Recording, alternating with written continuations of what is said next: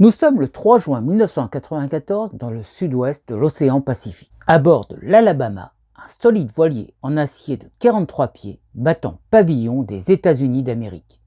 À son bord, Frank, le skipper, Sally, son épouse qui tient le rôle de second, Eric, la soixantaine, ancien pilote de chasse, s'occupe de la route et de la météo.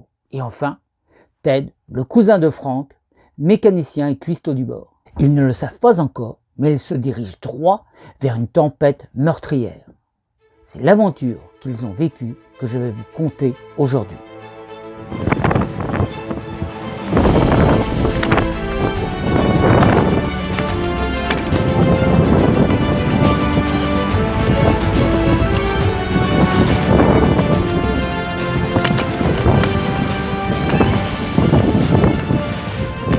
L'Alabama est sur le 38e parallèle, à 180 milles de Gisborne, petite ville qui se situe sur la côte est de la Nouvelle-Zélande.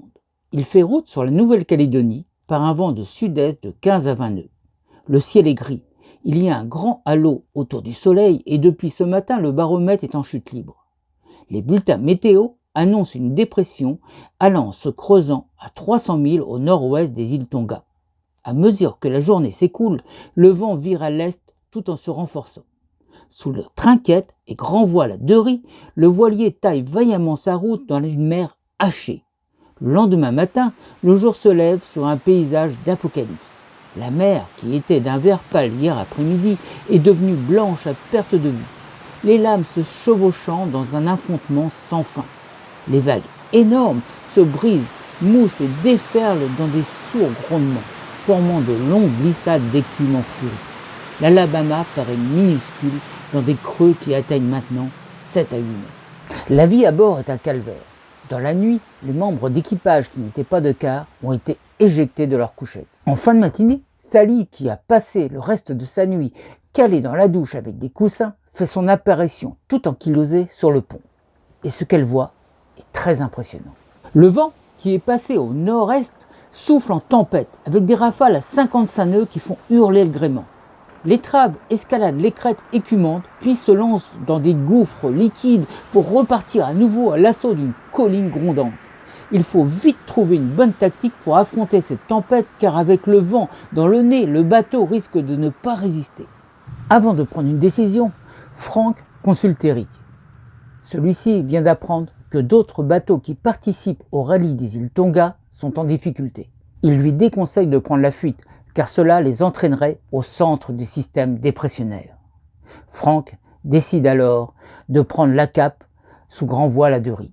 Le voilier dérive maintenant très lentement et une zone de calme relatif s'est formée au vent.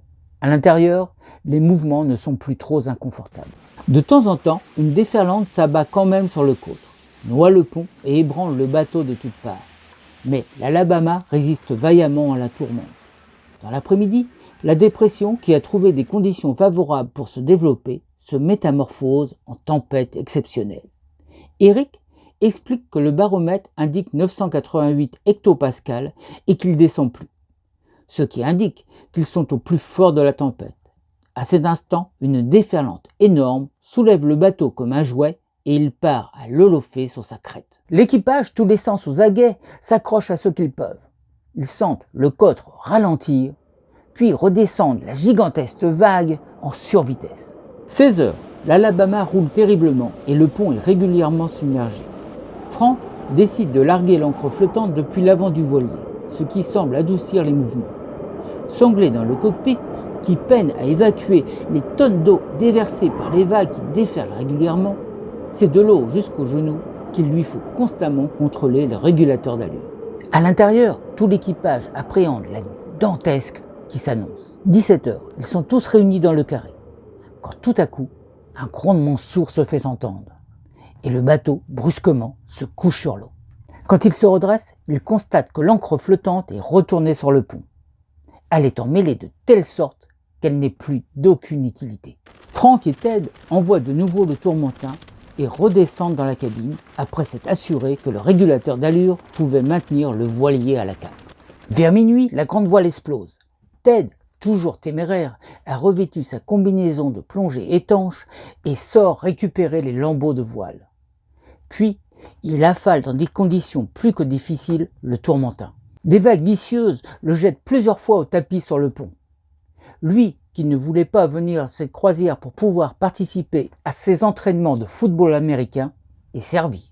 De retour à l'intérieur, les yeux rougis par le sel, les genoux en sang et les membres endoloris, sans enlever son gilet de sauvetage, épuisé, il s'allonge sur le plancher de la coursive. Le bateau est maintenant livré à lui-même. Il n'y a rien que l'équipage ne puisse faire pour l'aider à résister aux éléments déchaînés. Rien, sinon attendre un éventuel chavirage et prier. Mais il ne faut surtout plus s'aventurer sur le pont. Ils se sont préparés au pire. Le sac de survie est prêt pour une évacuation. Et ils ont contacté le bâtiment des gardes-côtes de la marine néo-zélandaise pour lui faire connaître leur situation et leur position. L'aube du 5 juin est effroyable, à l'image de l'équipage. Visage ravagé, traits tirés, yeux rougis par la fatigue. Eric, lui, n'a pas fermé l'œil de la nuit. Il est constamment resté à l'écoute des bulletins météo. Et les nouvelles ne sont pas bonnes. Ils sont sur la route d'un intense flux d'air qui circule entre une dépression très creuse et une vaste zone de haute pression toute proche. De plus, la dorsale anticyclonique au-dessus de la Nouvelle-Zélande et de la mer de Tasmanie accroît encore le gradient, ce qui entraîne la persistance de vents forts. Mais pour les bateaux qui se trouvent plus à l'est de la tempête en question, les conditions rencontrées sont encore pires que les leurs. L'anémomètre indique plus de 60 nœuds. Par le hublot, ils aperçoivent des vagues hautes et désordonnées. Soudain, l'une d'elles, qui paraît ne plus en finir de s'élever vers le ciel, se brise au-dessus de leur tête dans un grondement sourd. Tout le monde se fige. La vague s'écrase sur le pont dans un fracas assourdissant. Sous le choc, le plexiglas du hublot vole en éclats et des objets divers sont propulsés à travers la cabine. Quand enfin le bateau se redresse, une véritable muraille liquide dégringole du plafond.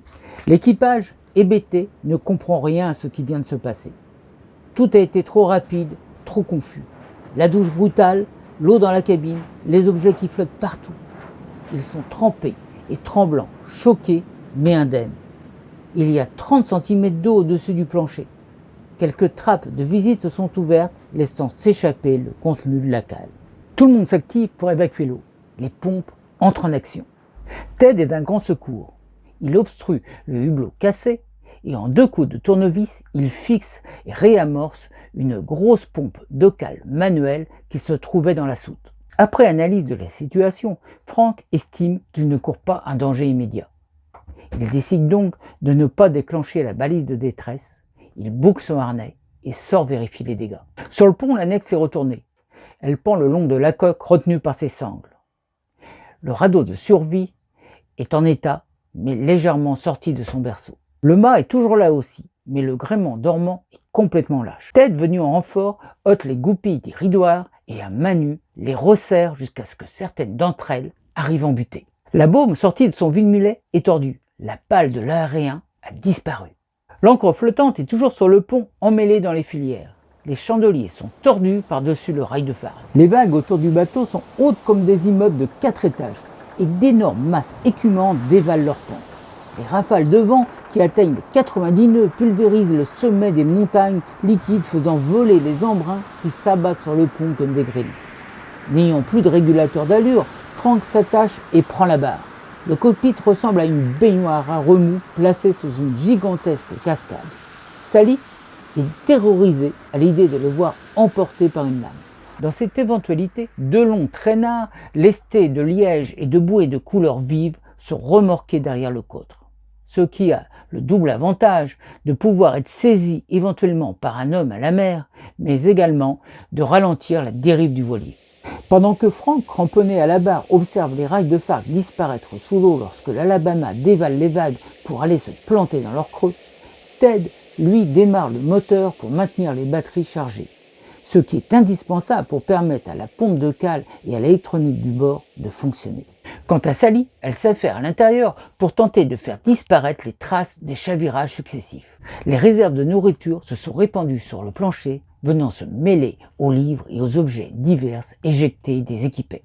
Mais l'horreur pour elle, ce sont les coussins imbibés d'eau de mer qui pèsent une tonne.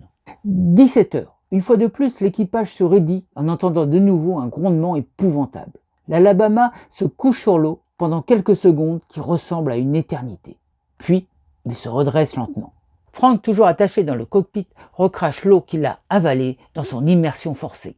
Il en est à sa 14e heure de bar. Ses hanches sont endolories à force d'avoir été tiraillées. Sur le visage, il porte les marques de jupe du masque de plongée de Ted. À l'aube du 6 juin, le vent mollit enfin, mais il souffle encore à 40 nœuds et les vagues restent énormes. À midi, leur hauteur diminue. Le pire est sans doute derrière eux. Ils sont tous les 4 réunis dans le carré, se réchauffant avec une tasse de thé. Eric, qui est toujours aux aguets de la météo, se prépare à parler quand ils entendent tout à coup venir une énorme déferlante. Dans un même réflexe, ils font aussitôt le gros dos, tête rentrée dans les épaules, et ils se cramponnent du mieux qu'ils peuvent.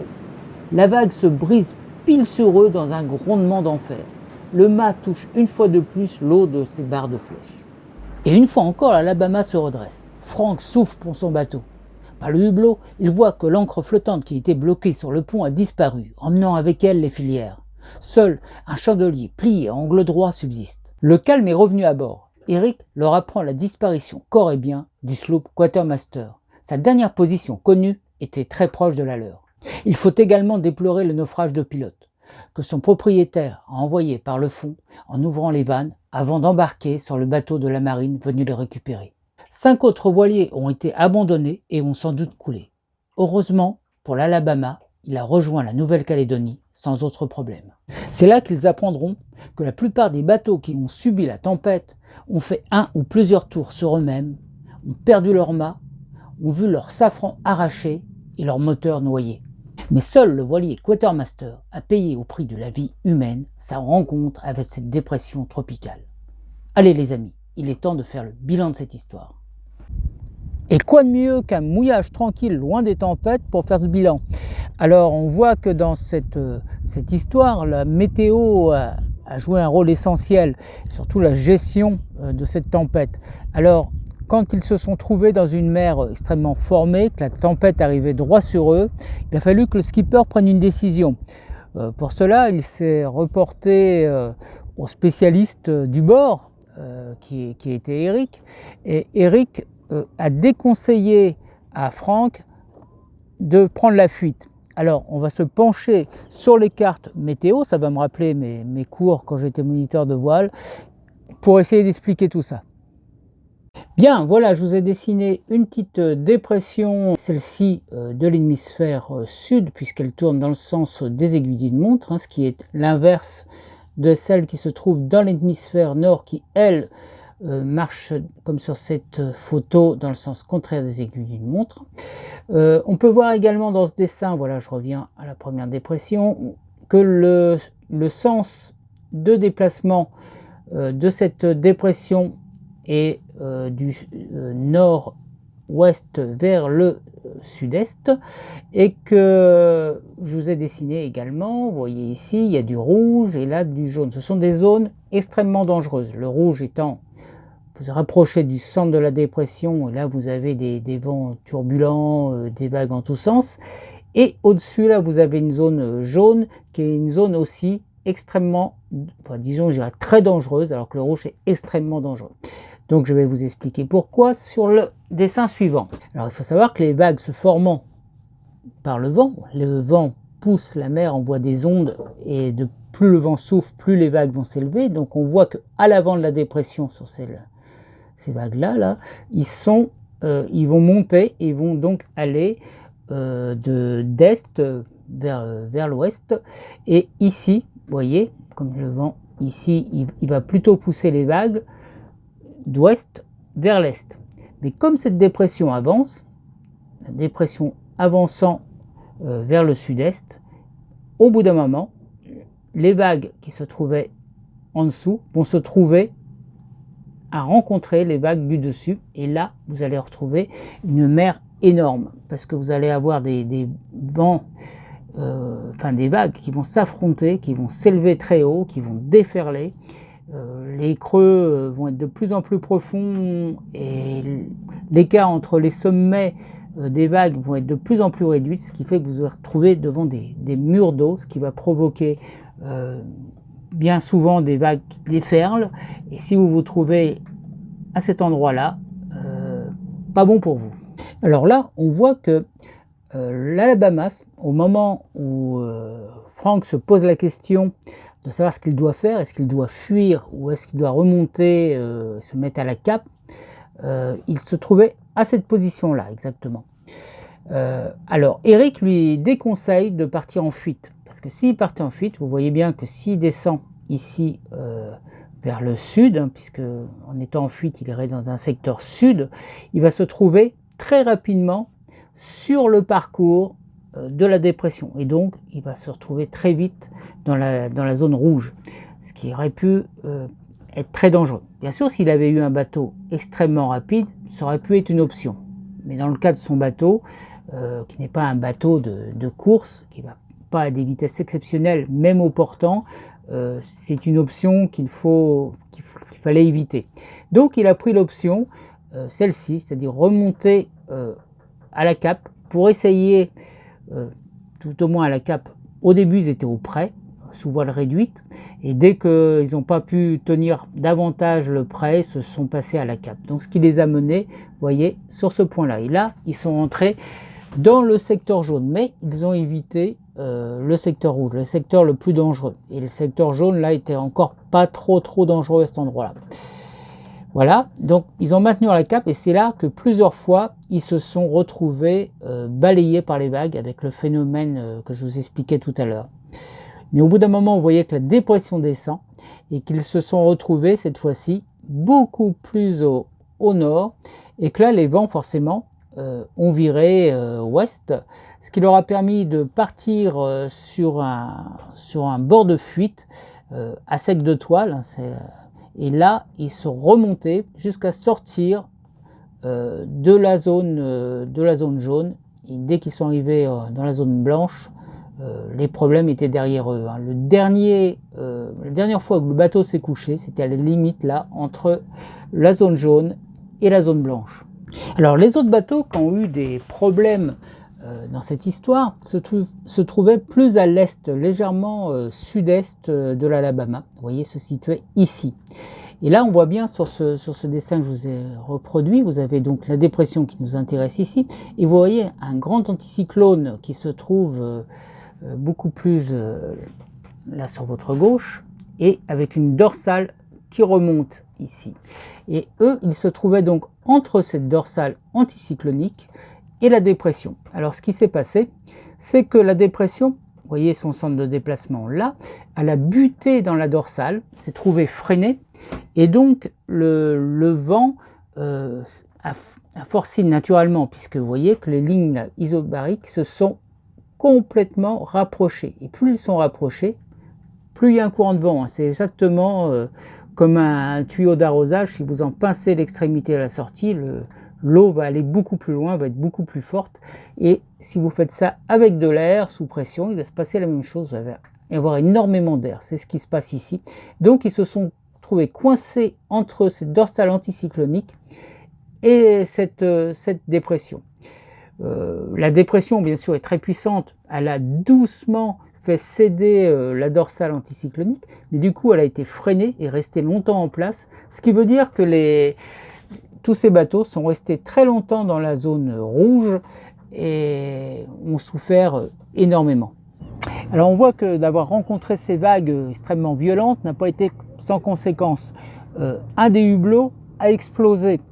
Alors on voit sur la photo que les hublots sur ce type de bateau sont assez grands, et que donc plus les hublots sont grands, plus il y a risque qu'ils explosent lors de l'impact dû aux vagues. Bon, il est quand même prudent quand on a des hublots très grands comme ça, ou même de toute façon avec des hublots plus petits, c'est de prévoir des planches de bois ou quelque chose pour pouvoir obstruer le hublot cassé éventuellement. Donc ça peut être soit une planche de bois qui peut vous servir pour le bricolage et à tout moment. Ça peut être aussi, si vous n'en avez pas, le couvercle d'un coffre intérieur. Ça peut être un bout de plancher, enfin à vous de trouver, mais toujours prévoir. Pensez aussi à prévoir d'avoir à portée de main toujours une perceuse électrique pour pouvoir, et avec des grandes vis suffisamment longues pour pouvoir refixer ces planches de bois. Alors dans les bateaux comme les nôtres, très souvent la résine mais en dessous c'est des bateaux sandwich, donc il y a très souvent du bois, donc ça prend relativement bien dedans. Alors autre élément, c'est le traînard. À un moment il parle qu'il y a un traînard qui a été lâché derrière le bateau. Donc ce qu'on appelle les traînards, c'est souvent des amarres assez longues. Dans leur cas, ils les avaient équipés de bouées pour qu'ils restent en surface. Du coup, ils tenaient un peu moins le rôle de traînard, c'est-à-dire qu'ils ne freinaient pas du tout le bateau, parce que le traînard, son but, c'est de ralentir le bateau pour pouvoir le maintenir quand on est en fuite, le cul à la vague. Alors c'est une technique qui n'est pas valable pour tous les bateaux. C'est très important de savoir sur quel bateau vous allez naviguer. Si vous avez un bateau très lourd qui a tendance à devoir pousser la mer pour avancer, ça peut être utile. Si vous avez un bateau beaucoup plus moderne, relativement plat, qui a tendance à déraper sur l'eau, c'est-à-dire à vraiment rebondir sur l'eau, là la vitesse peut être un avantage car l'impact des vagues sur l'arrière sera moins important plus vous aurez de vitesse. Si vous avez un dériveur également, le fait de relever la dérive vous permettra de dériver davantage. Et là, dans ces cas-là, le fait de ralentir le bateau par l'arrière peut être contre-productif. Ça peut être plus dangereux qu'autre chose. Alors que sur un bateau lourd qui ne peut pas fuir la vague, quand la vague va le saisir sur l'arrière, il va avoir tendance à le renverser puisqu'il ne peut pas avancer. Il va donc planter dans la vague et avoir tendance à se renverser. Donc là, effectivement, mettre des traînards peut être intéressant. Par contre, plus ils sont lourds, plus ils vont freiner le bateau, ils peuvent être éventuellement lestés avec une ancre flottante aussi. Là, ça peut avoir un intérêt certain. On voit aussi qu'à un moment donné, l'ancre flottante qui avait été positionnée à l'avant s'est trouvée projetée sur le pont, emmêlée sur elle-même, et donc inutilisable par la suite. Alors, dans le compte-rendu retour de mer qu'il y a eu de la part de l'équipage, ça leur a posé problème. Certains leur ont dit qu'il aurait peut-être été préférable de se servir du système de la voile à la mer pour freiner. Alors qu'est-ce que c'est que ce système? C'est se servir comme ancre flottante d'une voile plus petite comme celle-ci par exemple. Là nous avons une trinquette.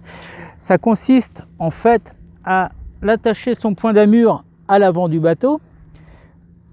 Le point de drisse, vous le fixez. Alors, souvent c'était sur des bateaux aussi plus anciens, donc souvent il y avait des pneus pour se protéger quand on était contre des quais pour se poser le soir, enfin des trucs dans les ports de commerce. Aujourd'hui, il y en a beaucoup moins sur les bateaux. Certains bateaux voyagent encore avec des pneus peints, mais bon, ça peut servir. C'est-à-dire que c'est quelque chose qui flotte, mais qui est en même temps très lourd et qui freine. Ça, vous le fixez au point de drisse. Le point d'écoute est fixé à peu près au milieu du bateau et vous jetez le point de drisse à la mer, ce qui fait que la voile va s'étaler comme ça au vent du bateau. Bien sûr, le bateau est à sec de toile, va donc dériver, poussé par le vent, et va être retenu par cette voile qui flotte.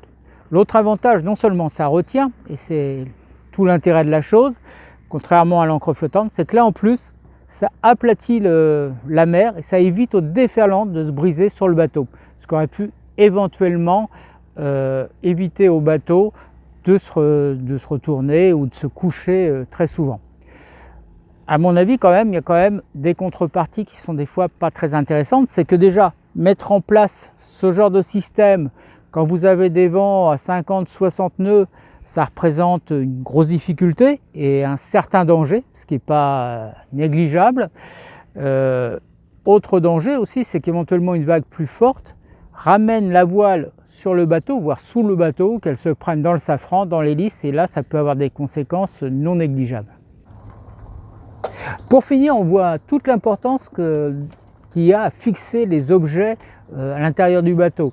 C'est-à-dire d'avoir des placards fermés solidement, d'avoir des planchers fixés, d'avoir les coffres fermés par des verrous. Parce qu'on a vu dans l'histoire que malgré tout ça, parce que dans leur bateau tout était relativement bien fixé, il y a quand même eu des choses qui se sont projetées, mais rien d'extrêmement dangereux. Pas de batterie, pas de choses comme ça qui auraient pu avoir des conséquences, voire mortelles dans certains cas. Donc toujours penser à bien fixer les objets dans le bateau, bien tout fermer. Voilà les amis, j'espère que cette histoire vous a plu, que le bilan vous a apporté des connaissances nouvelles. N'hésitez pas à me faire part de vos commentaires sur cette histoire, sur d'autres, c'est toujours intéressant. N'oubliez pas également de laisser un petit pouce si ça vous a plu, de partager pour que tout le monde puisse en profiter. Et je vous souhaite à tous dans cette nouvelle saison qui commence, ce beau temps qui arrive, de superbes croisières. A plus!